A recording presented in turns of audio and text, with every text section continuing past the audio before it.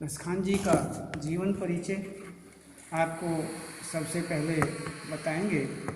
इसमें आप देखते हैं कि जीवन परिचय के अंतर्गत हम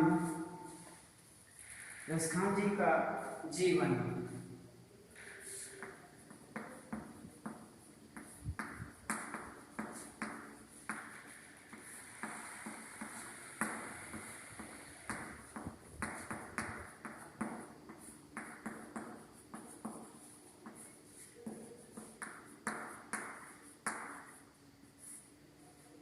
जीवन परिचय, इसमें सबसे पहले हम यही देखते हैं कि हमारा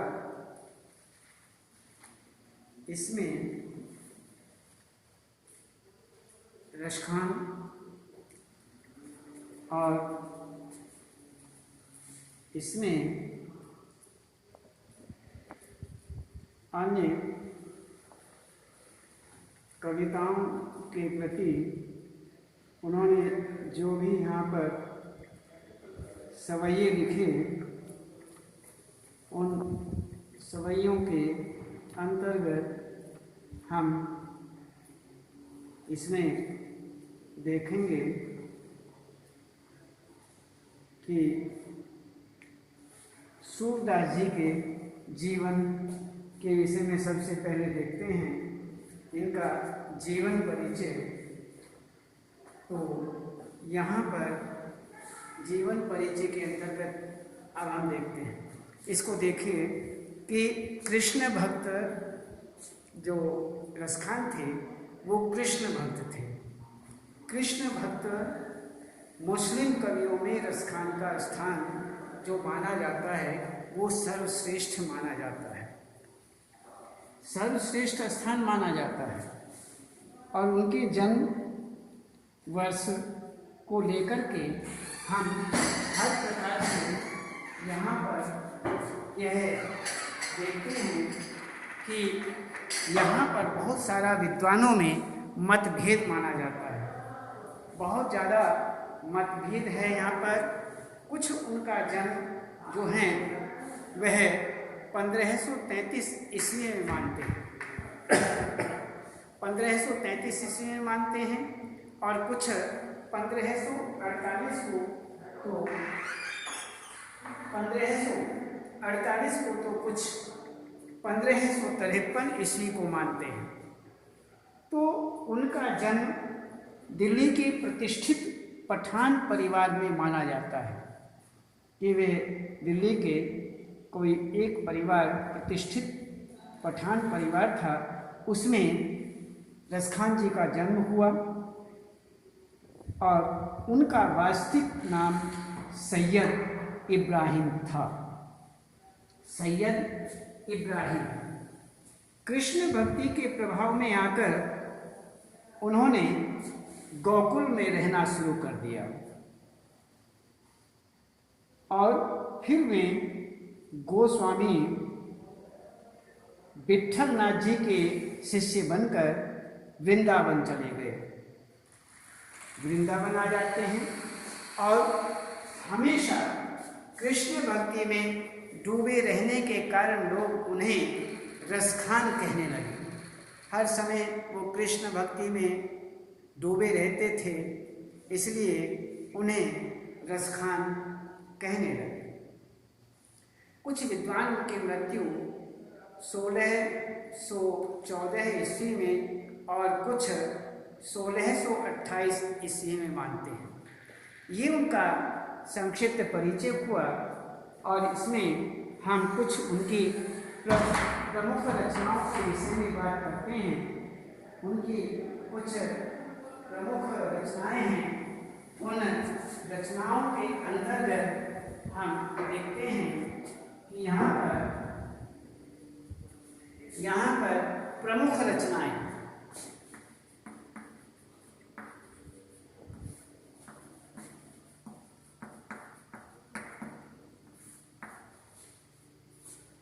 कविवर रसखान द्वारा रचित 2 ही ग्रंथ प्राप्त हैं, जो इस प्रकार है। कहते हैं जो कविवर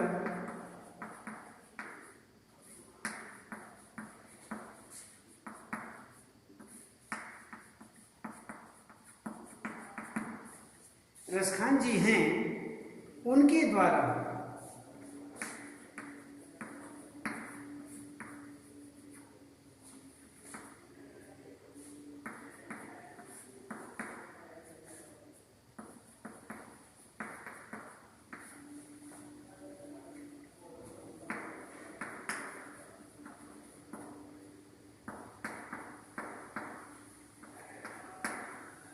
दो ही ग्रंथ प्राप्त हैं।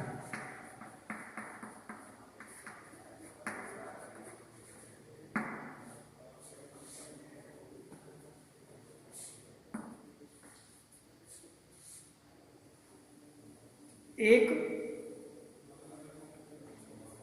सुजान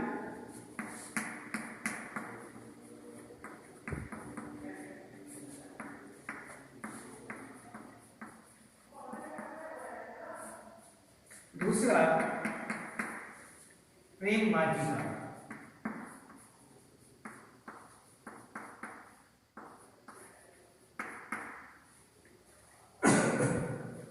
अब ये कविवर प्रस्थान जी हैं, उनके द्वारा रचित दो ही ग्रंथ प्राप्त हैं, सुजान प्रस्थान और प्रेम वाटिका।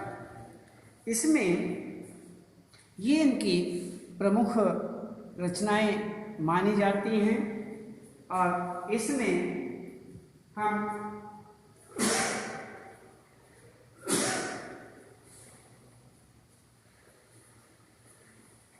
अब हम देखते हैं साहित्यिक विशेषताएं।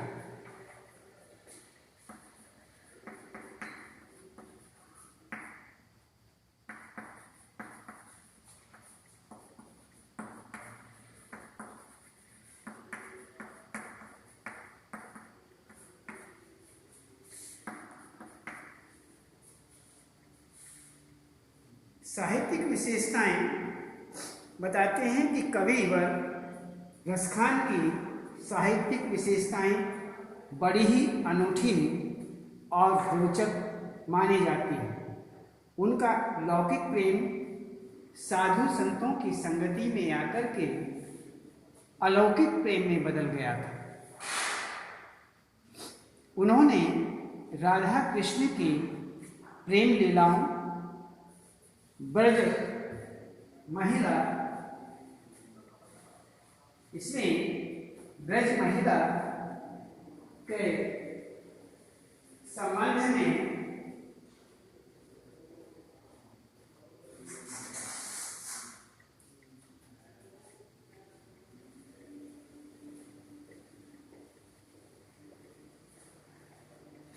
ब्रज महिला के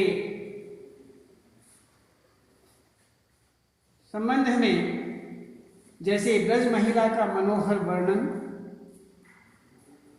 उनकी प्रेम की तन्मयता, भाव विभलता और आसक्ति का उल्लास बहुत प्रसिद्ध माना जाता है।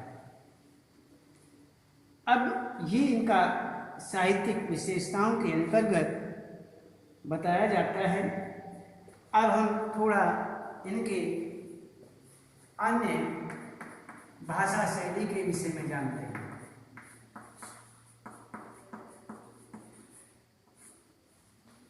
भाषा शैली, रसखान के जन सामान्य की ब्रज भाषा, जन सामान्य की ब्रज भाषा का प्रयोग किया है। उन्होंने अनेक स्थानों पर ब्रज क्षेत्र में प्रचलित मुहावरों का प्रयोग किया। उनकी भाषा की मार्मिकता, शब्द चयन एवं व्यंजक शैली अद्भुत मानी जाती है। रसखान के साहित्य में दोहे, कवित्व और सवैयों की बहुलता मानी जाती है। उन्होंने स्थानीय ब्रज भाषा के साथ साथ तद्भव शब्दों का भी विशेष रूप से प्रयोग किया। अनुप्रास, यमन, रूपक, उपमा, अलंकारों का भी उनकी भाषा के सौंदर्य ने के सौंदर्य में वृद्धि करता है। उनका जो अनुप्रास, यमक, रूपक, उपमा, अलंकारों का जो उन्होंने अपने साहित्य में, अपनी रचनाओं में प्रयोग किया, तो उनकी भाषा के सौंदर्य में उनके द्वारा, अलंकारों के द्वारा विशेष रूप से वृद्धि हुई। तो इस प्रकार यहाँ पर यदि हम देखें तो निष्कर्ष रूप में हम कह सकते हैं कि रसखान की भाषा सरल, सहज, स्वाभाविक ब्रज भाषा रही। और इस प्रकार हमने आपको बताया कि जीवन परिचय, रसखान जी का जीवन परिचय, साहित्यिक परिचय, प्रमुख रचनाएं आपको बता दी कि कविवर रसखान जी जो हैं उनके द्वारा रचित 2 ही ग्रंथ प्राप्त हैं, जिनमें एक सुजान रसखान, दूसरा प्रेम वाटिका, और आगे आपको साहित्यिक विशेषताओं के विषय में बताया, भाषा शैली के विषय में आपको अवगत कराया। अब इसमें हम आगे देखते हैं कि उनकी सवैयों के विषय में।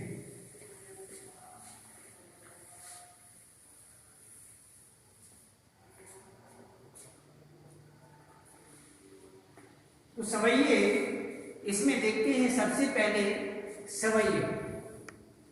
रसखान, मानुष हो तो वही रसखानी, बसऊं ब्रज गोकुल गांव के गवारन, जो पशु हो तो कहाँ बसु मेरो, चरऊं नित नंद की धेनु मझारन, पहान हो तो वही गिरी को, जो कियो हरि छत्र पुरंदर धारण, जो खग हों तो बसेरो करूं, मिली कालिंदी फूल कदम्ब की डारन।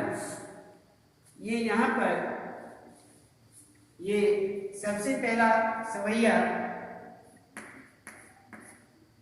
संकेत में लिख रहे हैं हम,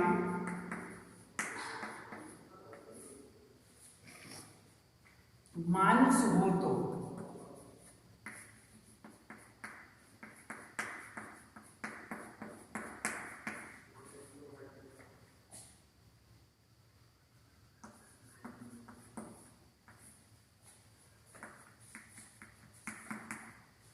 डॉट डॉट डॉट डॉट और लास्ट में फूल कदम्ब की डारन।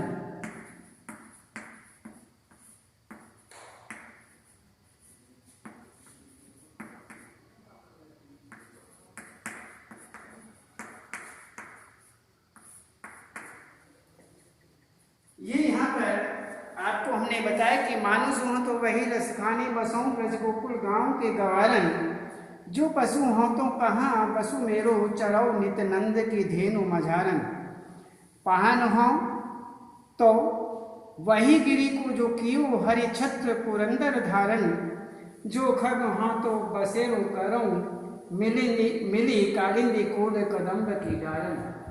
तो इसी प्रकार से यहाँ पर ये सवैया, इसके विषय में देखते हैं कि मानुष यहाँ पर एक प्रसंग के रूप में हम सबसे पहले देखते हैं।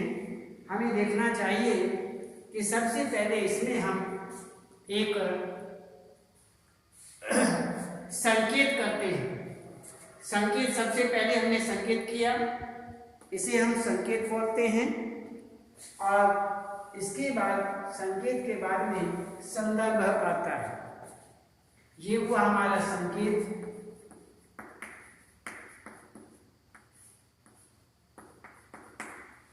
संकेत, उसके बाद संदर्भ,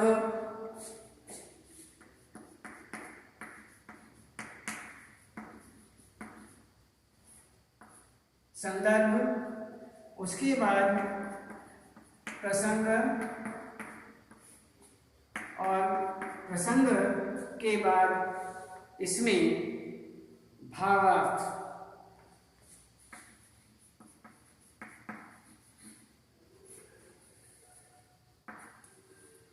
इनकी हमें जानकारी होनी चाहिए, ध्यान रखना चाहिए। अब हम देखते हैं, सबसे पहले हमने संकेत लिखा। संकेत के बाद में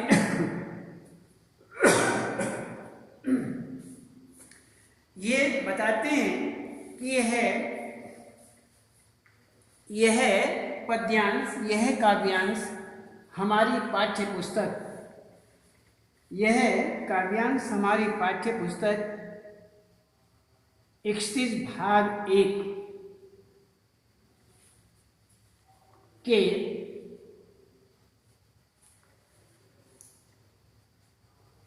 सवैये नामक पाठ से लिया गया है और इसके कवि रसखान हैं। उसके बाद हम देखते हैं प्रसंग।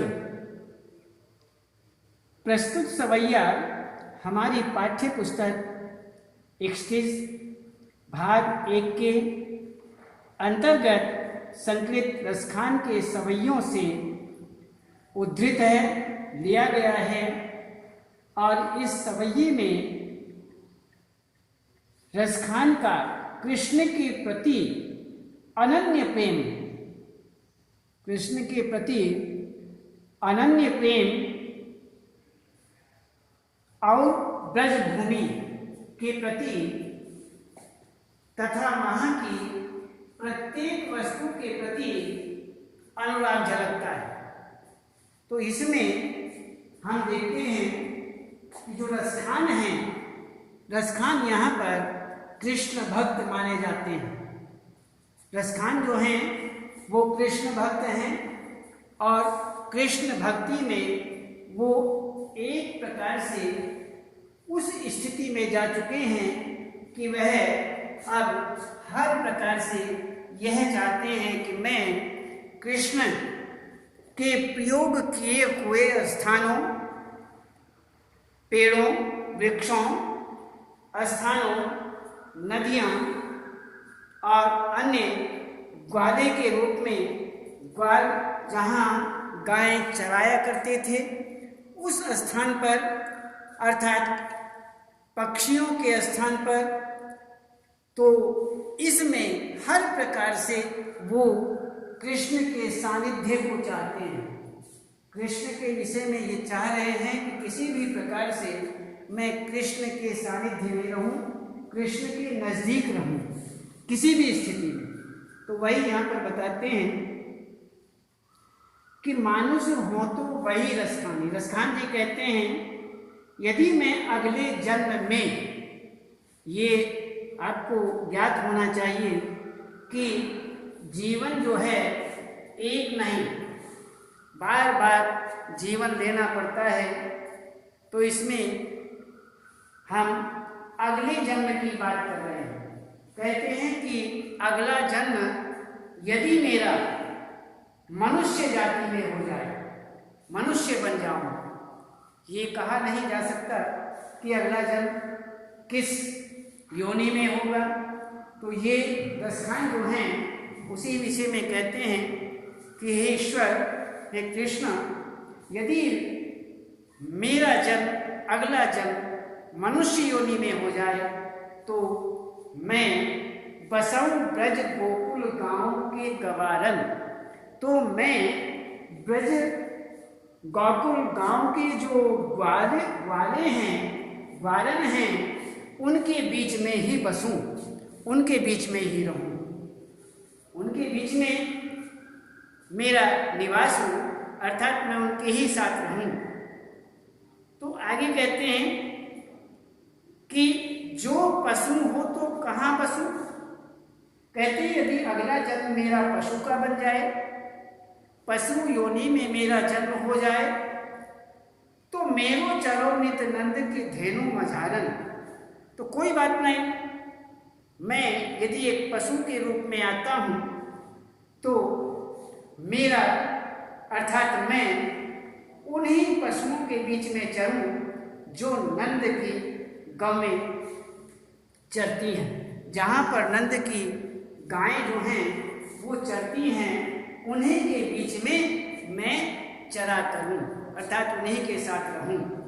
तो इसी प्रकार से आगे कहते हैं, यदि रसखान कहते हैं यदि मैं पत्थर के रूप में आ जाऊं, एक पत्थर बन जाऊं, पहाड़, तो पहाड़ हो तो वही गिरी हो।